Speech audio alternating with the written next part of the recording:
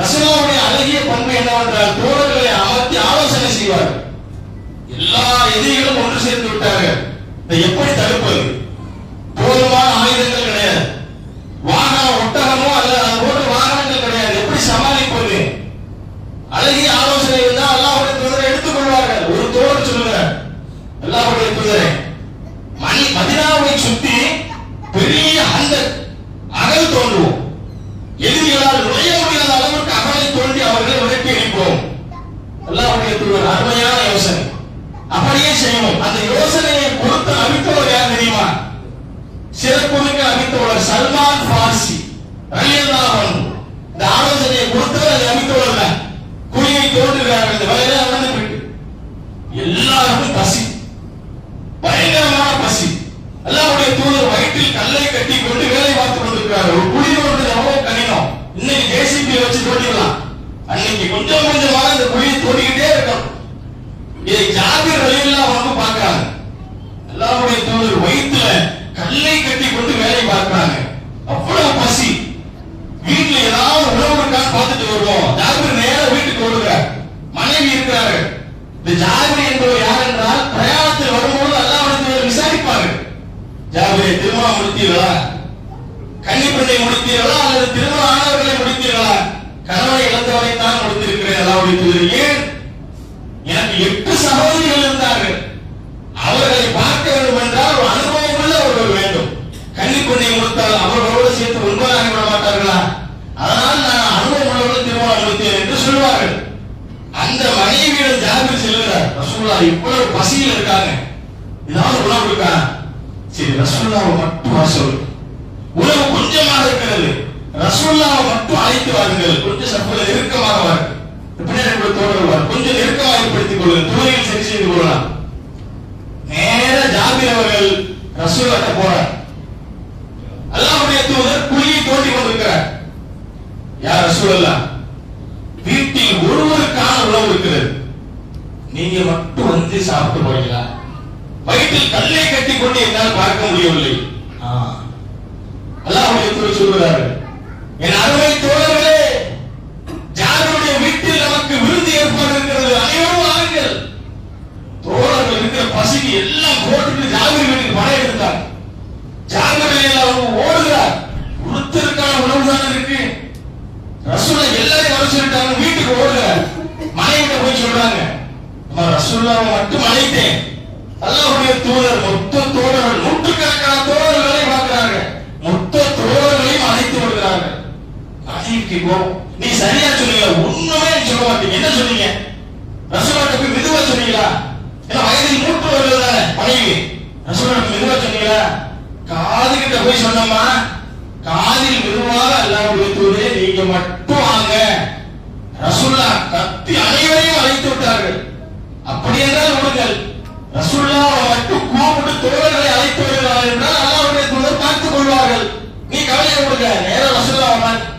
ஜாபிர், அடுப்பை அணைத்து விடாதீர்கள், அடுப்பினுடைய நெருப்பு அப்படியே வச்சிருக்க. நேரம் ரசூலுல்லாஹ் வராங்க, எங்க ரொட்டிக்கான மாவு எங்க இருக்கிறது?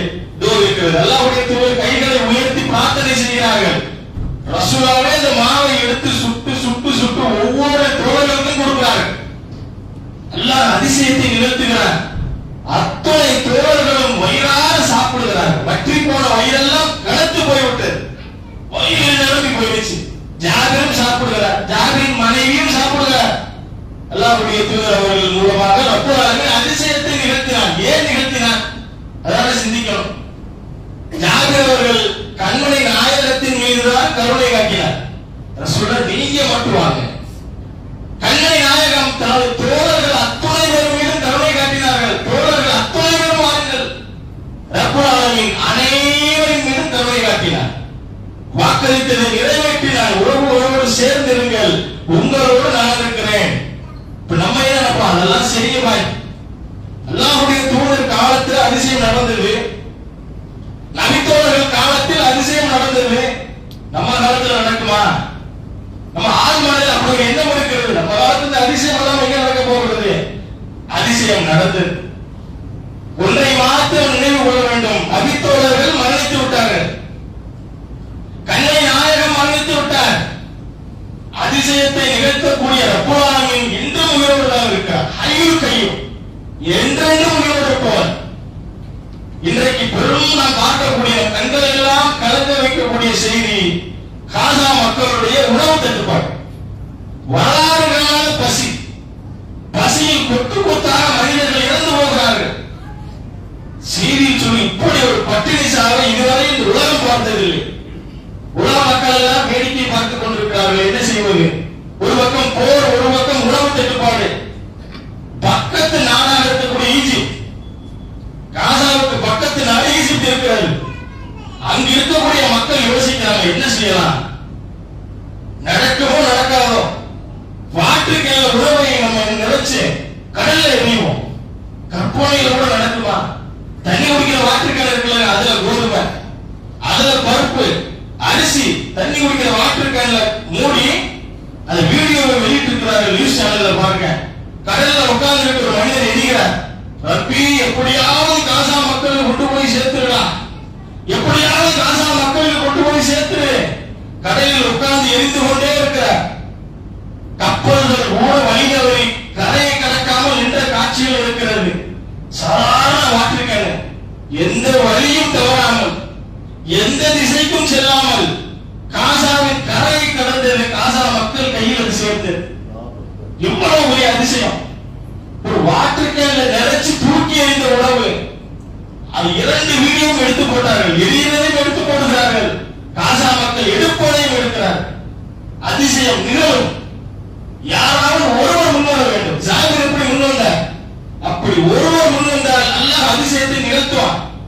கண்மை நாயகத்தை தலைவராக ஏற்றிருக்கக்கூடிய நாம் அனைத்து மக்களையும் நேசிக்கக்கூடியவர்களாக இருக்க வேண்டும் என்று சொல்லி எனது முதல் அமர்வை நிறைவு செய்கிறேன். அஸ்ஸலாமு அலைக்கும் வரஹ்மத்துல்லாஹி வபரகாத்துஹு.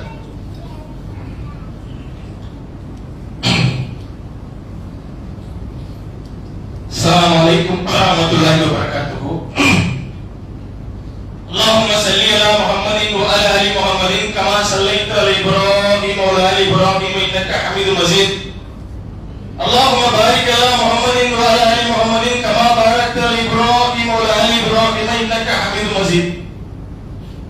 ஒவ்வொரு வாரமும் நாம் நிறைவேற்றக்கூடிய இந்த ஜும்மா ஆரம்பத்தில் இத்தனை சகோதரர்கள் இருந்தார்களா என்றால் இல்லை. ஜும்மா நிறைவு செய்யும் பொழுது அதற்கு இத்தனை சகோதரர்கள் இருக்கிறார். ஜும்மாவிற்கு தாமதமாக வருவது, ஜும்மாவை புறக்கணிப்பது, இதெல்லாம் இரண்டாவது அலங்கம். முதலில் ஜும்மா அன்று என்ன நடக்கிறது? ரப்பல் ஆலமீன் எதை நிகழ்த்துகிறார்? 2 வானவர்கள் வானில் இருந்து இறங்குகிறார். ஒவ்வொரு வெள்ளிக்கிழமையும் அல்லாஹ்வுடைய தூதர் சொல்கிறார், ஒவ்வொரு பள்ளிவாசலுக்கும் அந்த 2 வானவர்கள் சரியாக சென்று விடுவார்கள். ஒவ்வொரு பள்ளிக்கும் 2 வானவர்கள். நம்முடைய பள்ளிக்கும் அதே வானவர்கள் வந்திருக்கிறார். கைகளில் ஏடுகளை வைத்துக் கொண்டு யாரெல்லாம் பள்ளிக்கு நுழைந்திருக்கிறார், இன்னாருடைய மகன் இன்னார், இன்னாருடைய மகள் இன்னார் என்று அவருடைய தந்தை பெயரோடு சேர்த்து எழுதுவார்கள். இந்த ஜும்மாவில் இவர் வந்திருக்கிறார். சரியாக 1 மணிக்கு பாங்க் சொல்லிவிட்டால் அந்த ஏழை அப்படியே மூடிவிட்டு சொற்பொழிவை, இந்த பயானை நீங்கள் கேட்பதை போன்று அவர்கள் கேட்டுக் கொண்டிருப்பார். ஒவ்வொரு பள்ளிவாசலிலும் நமது கண்களுக்கு தெரியாது. ரப்பல் ஆலமீன் சொல்லுகிறார், நீங்கள் செய்யக்கூடிய சொற்பொழிவை அந்த மாணவர்கள் கேட்பார்கள். முடிந்த பிறகு இமாம் தொழுகைக்கு அல்லாஹ் அக்பர் என்று கையை கட்டியவுடன் அவர்களும் உங்களோடு சேர்ந்து தொழுவார். அந்த 2 மாணவர்களும் தொழுவார்கள். அஸ்ஸலாமு அலைக்கும் என்று இமாம் தொழுகையை முடித்தவுடன் வானத்துக்கு சென்று விடுவார். ரப்பல் ஆலமீன் அந்த ஏடுகளை ஒப்படைத்து விடுவார்கள். இவர்கள் எல்லாம் ஜும்மாவுக்கு வந்தவர்கள். நாளை மகத்தான தீர்ப்பு நாளில் ரப்பல் ஆலமீன் ஒவ்வொருவரையும் விசாரிப்பான், அனைத்தையும் விசாரிப்பான். ரப்பல் ஆலமீன் கேட்பான், உனக்கு போதுமான செல்வத்தை நான் கொடுக்கவில்லையா? கொடுத்தாயா இறைவா? உனக்கு வசதியான இருப்பிடங்களை நான் தரவில்லையா? தந்தாயா ரப்பி? 100 கிலோமீட்டர் வேகத்தில் செல்லக்கூடிய வாகனத்தை உனக்கு நான் தரவில்லையா? தந்தாயா இறைவா? எல்லாம் தந்த பிறகு ஜும்மாவை தாமதப்படுத்தினாய், பிறகு ஏற்ப ஜும்மாவை புறக்கணித்தாய். நம்மோடு தொழுத சகோதரர்கள் எல்லாம் மூட்டைகளாக நன்மை எடுத்துக் கொள்வார்கள். ஒரு முதல் வரிசையில் அமர்ந்திருப்பார். ஒரு முதல்